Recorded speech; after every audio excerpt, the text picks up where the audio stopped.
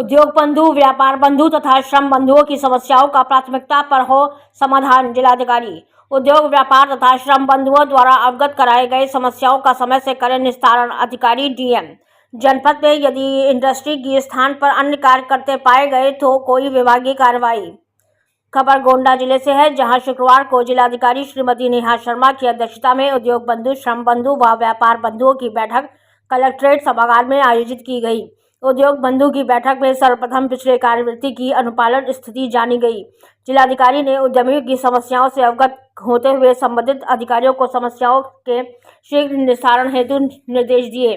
बैठक में उपायुक्त उद्योग के स्तर से आवेदनकर्ता की पात्रता व सभी संबंधित औपचारिकताएं पूर्ण करने के बाद उसे बैंकों एवं अन्य अधिकारियों को अग्रसारित किया जाए।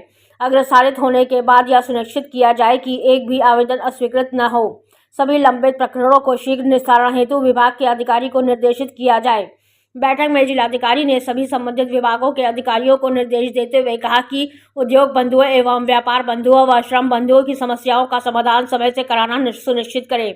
बैठक में उपायुक्त उद्योग व अन्य विभाग के अधिकारी को निर्देश देते हुए कहा कि व्यापार बंधुओं व उद्योग बंधुओं के व्यापार में अपेक्षित सहयोग करना सुनिश्चित करें। बैठक में व्यापारियों ने अपने अपने सुझाव दिए, जिस पर जिलाधिकारी एवं मुख्य विकास अधिकारी ने संबंधित अधिकारियों को निर्देश देते हुए कहा कि सभी अधिकारी मिलकर समस्या का समाधान कराएं।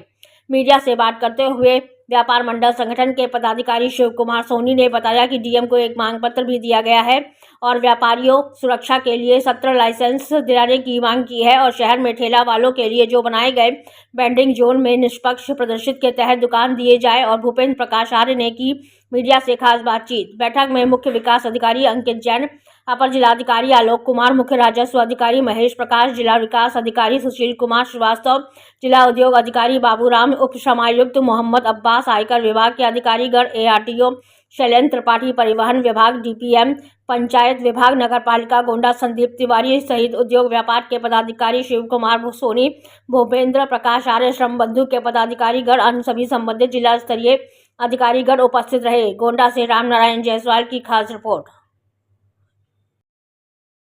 की बैठक थी, क्या मुद्दे उठे, क्या आप लोगों की मांगे थी और क्या आश्वासन मिला?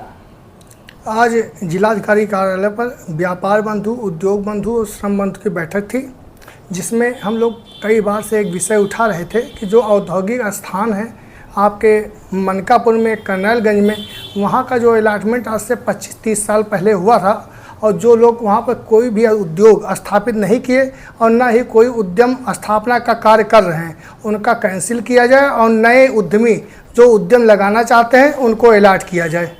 एक तो ये विषय था। दूसरा विषय ये था कि जैसे ज्वेलर्स हैं और कई बड़े व्यापारी हैं जो लगातार सरकार को राजस्व दे रहे हैं, वो सख्त लाइसेंस चाहते हैं। सख्त लाइसेंस की सारी औपचारिकताएँ पूर्ण होकर जिलाधिकारी कार्यालय में लंबित है, तो उसका निस्तारण शीघ्र हो, जिससे उनको व्यापारियों को अगर जनपद से बाहर जाना हो तो उनको और कैश जमा कराने या कहीं भी तो किसी प्रकार की कोई असुविधा न हो। तीसरा है वेंडिंग जोन जो बन रहा है शहर में, ये बहुत ही अच्छा है और इसका पूरी तरीके से स्वागत है, लेकिन इसके आवंटन में पूरी पारदर्शिता बरती जाए, ये जिलाधिकारी महोदया से हम लोगों का अनुरोध है।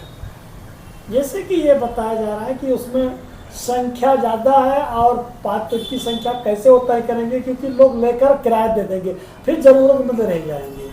हम लोग वेंडिंग जोन कमेटी के मेंबर हैं, लेकिन हमारा प्रशासन और नगर पालिका प्रशासन से रिक्वेस्ट है कि हम लोगों को विश्वास में लिया जाए और बिना हम लोगों की सहमति के कोई भी दुकान अलॉटमेंट न किया जाए। प्रकाश आर्य, अखिल भारतीय उद्योग व्यापार मंडल का जिला अध्यक्ष हूँ। आज अखिल व्यापारियों की एक बैठक, जो मासिक बैठक होती है व्यापार बंधु और उद्योग बंधु की, वह जिलाधिकारी कार्यालय पर आयोजित थी। हम लोगों ने विशेष रूप से एक मुद्दा ये उठाया कि जो नगर की नजूल की संपत्तियां हैं, अधिकतर जो 70% के आसपास नजूल की संपत्ति नगर में है, और हम व्यापारी अगर उसका किसी भी तरह से बैंक में लोन लेने जाते हैं या हमारी आवश्यकता अनुसार अगर हमको कोई कष्ट है तो हम उसको बेच रहे हैं, तो उस संपत्ति के विक्रय पर हमको दंड और हमारा उत्पीड़न होता है। और हमारे व्यापार को बढ़ाने के लिए अगर हम उसको बैंक की गारंटी के तौर पर अगर उस संपत्ति को लगाना चाहते हैं तो बैंक कहता है ये फ्री होल्ड नहीं है, और शासन के स्तर पर फ्री होल्ड किया नहीं जा रहा है। तो व्यापारी क्या करे, क्या व्यवस्था उसकी बने।